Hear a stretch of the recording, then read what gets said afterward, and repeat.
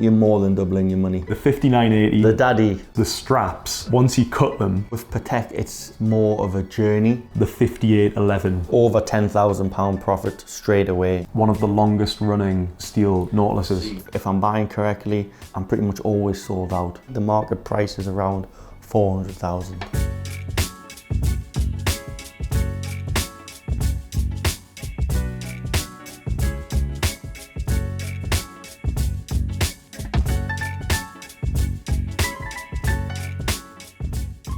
I'm here with Stuart from Watchtrader, and today we're talking Patek Philippe. We're talking about which models sell for a premium on the pre-owned market and which ones you will lose money on if you buy them and sell them on to a dealer. First of all, good morning, Harry. How are you? Good morning, Stuart. I'm very good. How are you? Brilliant, yeah, we're not too glad to hear. bad. So we're going to discuss Patek. So first of all, I would say with Patek, the Patek market, I would say, is a lot more global compared to our trade that we do with Rolex. We tend to sell a lot of unworn Pateks outside of the UK.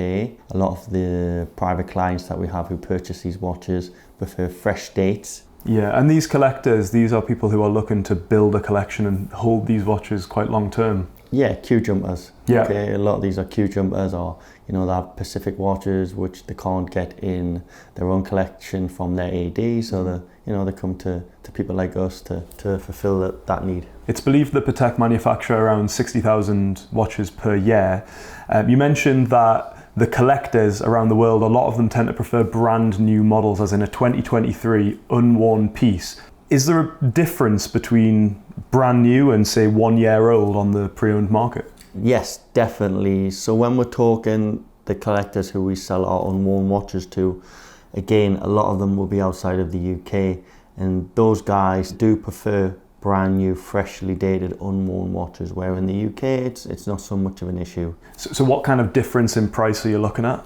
Depending on the model, but it can range, because a lot of these Patek models have been in production a long time, remember? Yeah. For example, the 5712, I think, has been around for probably around 18 years. So there will be a big difference between pre-owned and unworn, but generally I would probably say around a 30% spread. That would be the difference between, say, a 2023 and even maybe a 2021, something like that. Yeah, it would all be model dependent, big. but there is quite a big spread. You do find the freshly dated watches will demand a premium. So if you're a collector of Patek Philippe watches and you want to sell a watch in your collection, is there a reason why somebody might prefer to use a dealer than try and sell it privately? Yeah, definitely. So with Patek, it's more of a journey which the AD want the clients to go down. So they'll start with a smaller piece and build them up. And a lot of the clients who are purchasing already direct are a lot of the times generational. So it will be the guy himself. It would possibly be his father beforehand, or another family member. So it is quite difficult to actually get your foot in the door. And what they will tend to do, probably a lot of you guys already know, they'll steer you down the Calatrava route to begin with before you get to the bigger and better pieces.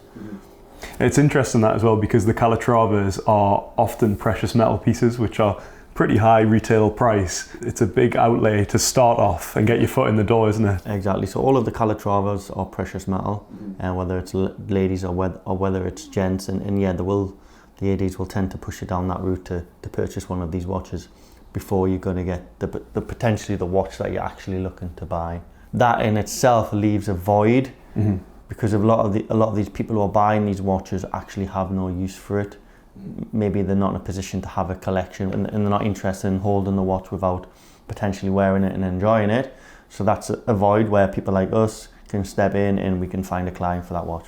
You mean somebody maybe who wants an Aquanaut, they buy a Calatrava, later down the line they get the Aquanaut and they want to sell their Calatrava, so they can sell it to a dealer. A lot of the time, for example, if someone buys a Calatrava, they might hold it until they get the watch that they actually want, so they still have in their possession, safeguards the client, or they sell it beforehand and they continue the journey. If I was a collector of Patek and I was worried about getting blacklisted for selling my Calatrava, is it better to use a dealer or is it better to sell privately? Like, what are the advantages? Yeah, I would always say it's going to be more advantageous to sell to a dealer. Ideally, if you have a friend or somebody in your circle who's looking for that specific watch, or who's looking to buy something similar, and you can pass it to them and you know where the watch is, it's safe, it's in safe hands, perfect. Alternatively, if you bring it to someone like us, we have, like I say, collectors all over the world who are looking for these watches for their own personal collection, and we can give reassurances that the watch will be left in that collection. Yeah, so it's not going to re-enter the market anytime, or it's very unlikely that it'll re-enter the market. Yeah, so that allows the client to continue their journey with Patek.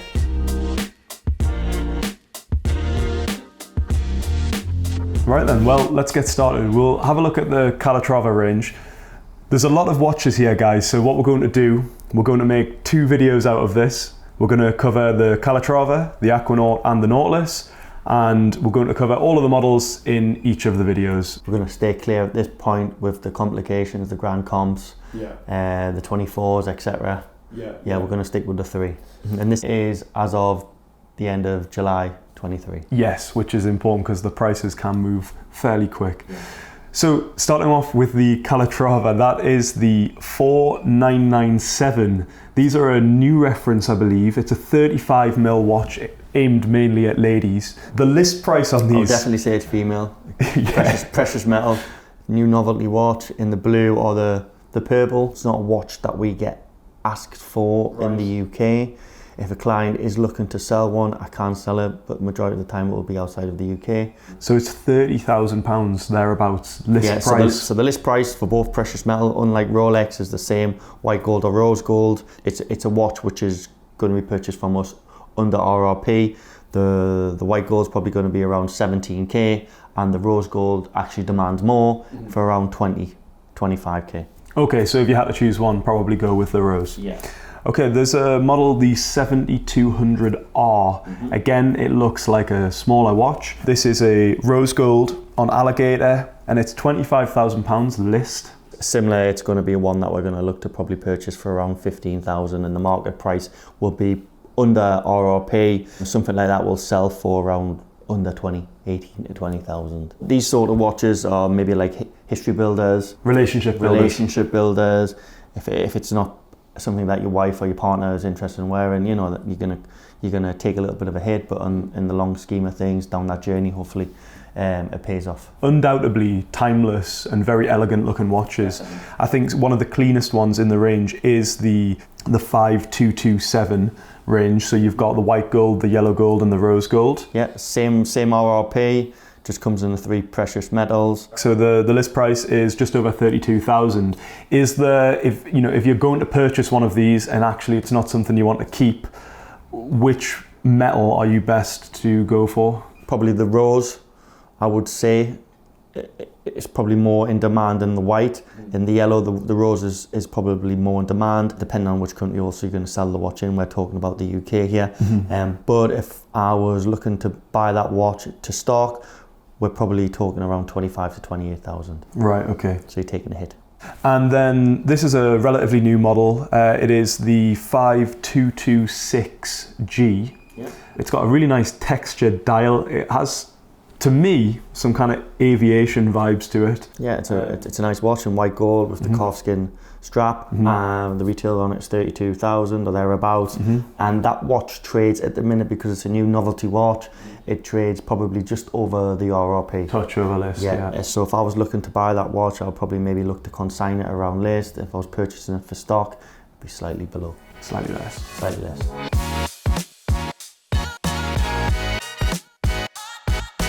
Okay, so jumping straight into the Aquanauts, we're looking at the 5167. That comes in steel and rose gold, and you can also get one of them on a bracelet. Price-wise varies a little bit. You're looking at 19k for the steel on the rubber, 22-ish for the one on the steel strap, and then a bit more for the rose gold.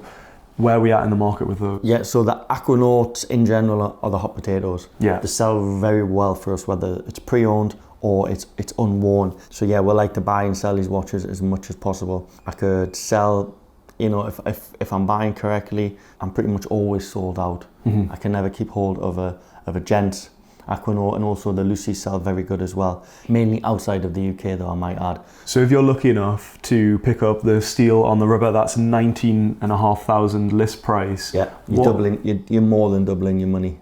If you're to sell it to a dealer? If you're to sell it to us, Right, or okay. to consign it to us, you're probably talking around the 45,000 mark, so an uplift of around 25k if you're looking to sell that watch. And is it a similar story for the one on the steel bracelet, or? It is slightly less. Mm-hmm. It's not so sought after, and it doesn't look as well as what it does, in my opinion, as it does with the rubber. You can't get the rubber and the clasp to go with it, but it just doesn't look as good, as slimline and as nice, in my opinion, is with the 5167A. Yeah, because you were saying that if you get the rubber strap and you put it on the steel bracelet it one, protrudes slightly. a slight protrusion, which is interesting because I would have assumed it would be the same, but maybe that's an intentional thing. Yeah, so you separate. can't buy it. I think it's around for the strap and the clasp. It's around £3,500 in the grey market to do so. And actually, the watch is slightly more because of the steel bracelet, the RRP. But if you're selling it to somebody like us or to our business, we would look to probably pay around 5k less than the one that comes That's on rubber. Initially with the rubber. So if you can choose, you should go for the rubber strap. Yes, definitely. And then what about the rose gold? What's the story with that? That is 36,670 RRP. Yeah, so that one around 55,000 and will sell for around 60, low 60s. Right. We're talking brand new 2023, July as it stands. Yeah. There'll be quite a difference between these pieces pre-owned as well. And it's interesting with the Aquanauts because the straps, once you cut them, it's sized to your wrist, isn't it? If you do manage to purchase one, if you are looking to sell it, ideally if you ask the store to leave the strap uncut. Yeah. But we do have replacement straps. You can buy the straps, and they're probably £600 to £700, sometimes more, depending what's available in the market. We're talking grey market here. Yeah, or just go in on the hottest summer day when your wrist is massive. Yeah, you can do, but we can cut them in store. So if somebody purchases one from us, we can cut it. It's quite straightforward to do so. Out of interest, how much is a fresh replacement strap from Patek?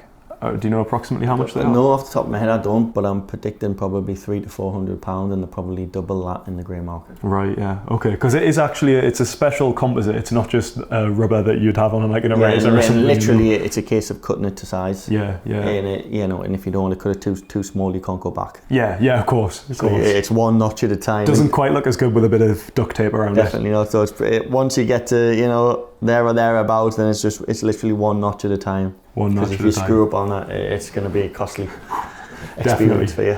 Yeah, don't be using your kitchen scissors and having a go. The 5164, that comes in steel and also rose gold. Is it a GMT function on that one? Travel time? It's a travel time. Right, okay. Yeah, so a little bit bigger as well, I think, the case on that one. Yeah, the case size is bigger. Is very similar to the 5167 in look, except for it's a travel time, and it comes in steel, as you mentioned, and also in rose gold. The list price for the steel, 34k, and we would probably buy that watch for upmost of 55,000. Wow, so that's a good one to go for. And then how about the rose? You're looking at 50k list. As you say, 50,000 retail. And we would probably look to purchase that watch freshly dated today for around 80,000. Wow. And it would sell for 85 to 90 approximately. Right. This fluctuates depending on how many watches are in the market, because we're talking about a brand with all of these ranges that produce only 60,000 watches worldwide, Harry. Yeah. So only a small percentage of those are Aquanauts like that. Exactly. Out of all of my groups, I'm connected to probably thousands of watch dealers across the world, and may only be able to source less than a handful of freshly dated 1 month or 2 month old watches. Yeah. So it's a really small niche to find these watches, and the amount of clients who's looking to buy them always outweighs the number of watches in the market. Yeah. So that's where the demand is. Yeah, these are quartz watches, diamond bezel. They come in black, white, khaki. List price on these watches is 17,000. Well, firstly, this is the kind of watch that maybe you get offered if you're going for a Nautilus model. Maybe the AD says, hey, would you like this for your partner or something like that? It's always a good conversation starter with your AD as well, to ask for a ladies and a gents watch. Yeah. One for you, one for your missus, one for your partner. And yeah, the 5267 is a great watch, and the list price is 17,000, and it goes for considerably more and more so if it's a freshly dated watch. And we have clients who are always looking to buy this watch, and it's more so outside of the UK. But they do fetch a premium, don't they? This is a watch that you can purchase for 17,500 and actually sell to a dealer for Ballpark 30,000. Yeah. I would say out of the three, maybe the khaki is slightly more in demand, but only slightly. All three sell very, very well. And once again, there's not many of these watches produced, and there's a lot more clients looking to buy these brand new watches than there is available in the market. So a new 2023 piece. This is the 5268 200R. The new novelty in the chocolate rose gold with the diamond. Beautiful, stunning watch for the ladies. It's a great watch. And yeah, if you are looking to sell that watch potentially or consign it with us, you're probably looking at an uplift of around 10 to 15,000 pounds. We've got a white. This is a rose gold watch. It is the 5269 200R. So it is a GMT function or a dual time function. It is, yeah. Ladies watch. This is an automatic, and it comes in at 34,700 or so pounds. Is it a good one? Definitely a good one. Very saleable, very sought after. And if I was looking to purchase that watch, you're probably looking at an uplift of around 15,000.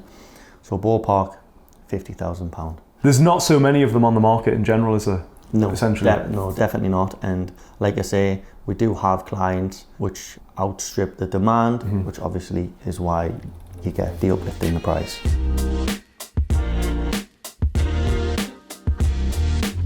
Onto some Nautilus models. So starting with the ladies Nautilus model, the 7118. This is a steel automatic Nautilus, 35 mil, and it comes in around £25,000 in the UK. Is this a watch that you can buy and sell on for a profit? Like, where do these sit? 100%, pretty much all of the Nautilus range, similar to the Aquanaut range.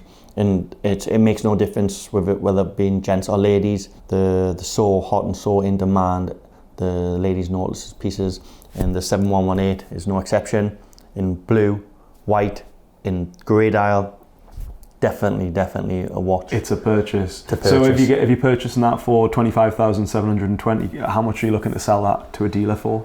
We're talking brand new again. If we go with the grey and the white, we're going to say around 35, and the blue always demands a premium above that. So the blue probably up most of around £40,000. I don't know if these are just in and out, but I feel like over my time working with you guys, I've seen less of the ladies models than I have of the gents. I mean, I know there's generally less ladies as customers, but these seem to be almost rarer. Yeah, so they never seem to stay in stock, because with us as a business, with our model, we like to sell them at a reasonable price instead of holding out to try and get the last penny out of the watch. Got you. So these watches will be pretty much in and out of our doors very, very fast. So if you are considering consigning the watch, overselling the watch, it's good to know we sell these watches super fast. Yeah, just such a limited amount of them out there. What about the rose gold?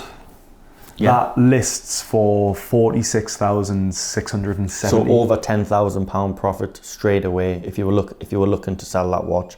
If you could go to both of the steel and the rose gold, if you decided to give it to your partner or your wife in a couple of years down the line or 1 year down the line, you're going to see a difference, but you're probably an uplift of around 5 to 10 as it stands, because the watch is brand new, unworn.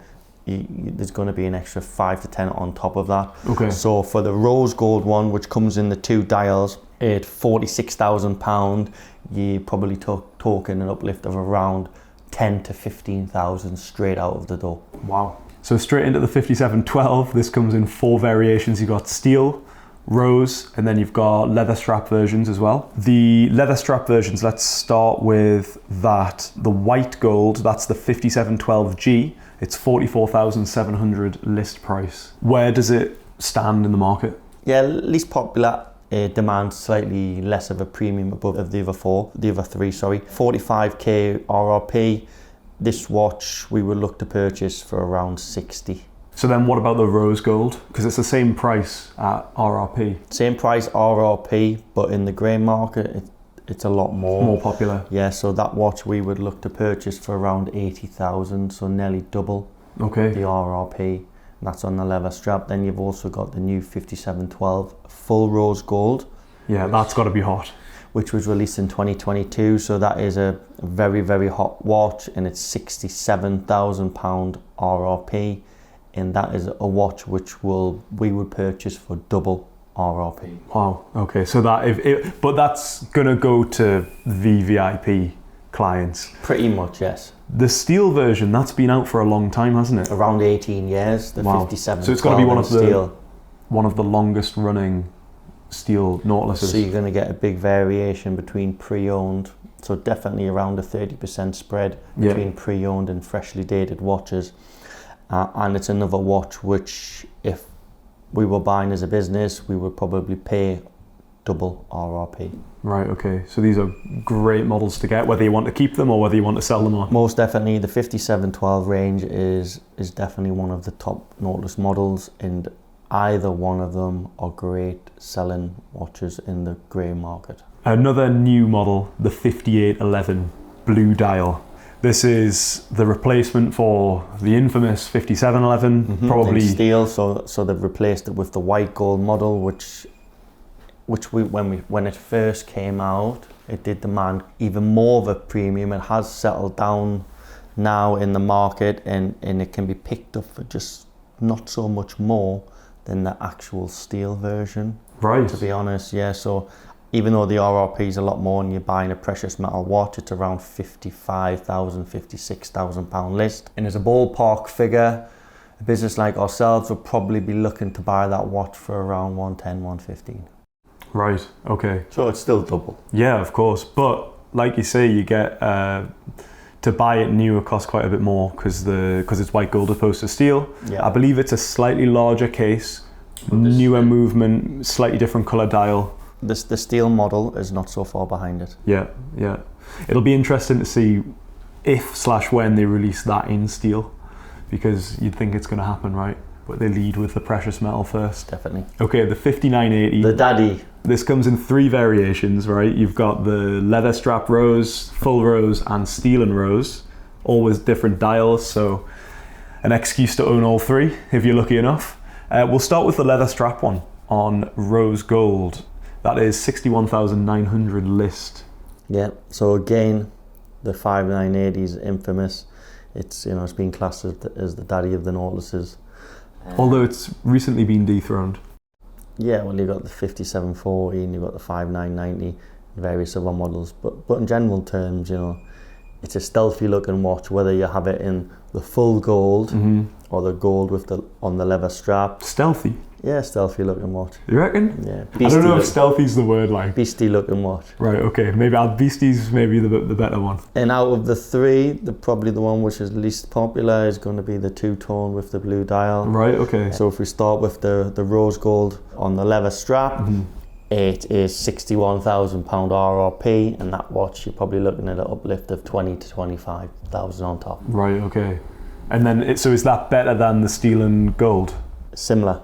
In the market, if we were buying either or, the price is going to be pretty similar. The list price is very similar, so you can't go wrong with either. Yeah. But I would just say go with your personal preference on that if you're looking to wear it. Yeah, and I would say the demand between both watches is pretty similar as well. Obviously, the number one out of the 3 is the full rose gold. Okay. It's a beautiful looking watch. But yeah, so if you're going with the steel and gold or the rose on leather, yeah, you're probably looking at an uplift of around £15,000. And then the full rose, that is £87,000 list price. Yeah, so that watch is just short of £90,000 RRP. It's such a high demand watch, and that watch again has been out for quite a long time. So there's a few variations in it, different from when it was first produced to the current 2023 model. Mainly in the clasp, isn't it? Yeah, the clasp more so. People are always asking for now the butterfly style clasp. That's the one, the newer version that people are looking to purchase. The watch is 90,000 or thereabout RRP.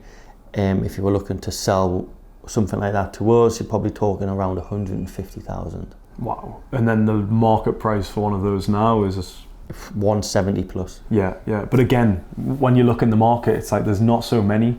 So that's a thing that can influence the price quite a lot, depending on when you're looking to buy. Is how many is actually available for you to purchase on one watches. Finally, for this episode, the fully iced out 5719. This is a white gold Nautilus and it's covered in diamonds, baguette diamonds, pave dial. Yes. It's price on application, so... It's a serious show-stopping piece. I think that watch has probably been out for around 5 years. Right. And maybe there's less than 10 available in the open market to purchase. I've done some research. I've never bought or sold that specific watch, and from what I can see, the market price is around 400,000. Wow, 400k. If you had to bid on one of those, how much would you like to bid? Where would you want to be at? So I'll probably reach out to some of my clients who may be interested in that watch, and if we're talking unworn, freshly dated, it may be something which I might be able to place somewhere in the world, and yeah, upwards of 400k plus probably. Right, okay. It actually is probably quite a hard-wearing watch. Hard to scratch. It's going to be for a serious collector, somebody who has got probably more money than sense, who's going to put that watch in a collection and potentially hardly ever wear it. Yeah. You know, it's not so much of a wearable piece. Yeah. It's a showstopper. But yeah, I would say around 400,000 for that one, Harry. Cool, well that concludes part 1. We're going to cover the models that we've missed in part 2, but if you enjoyed this kind of episode, please let us know, drop us a comment, like the video, and consider subscribing if you'd like to see more content like this. It's always great to hear your feedback, and it helps us create better content for you guys to enjoy. Right then, Stu, thank you very much. We'll crack on with the day, I guess. That wraps it up. Yeah, hope you enjoyed the video, guys, and we'll be showing you more in the near future.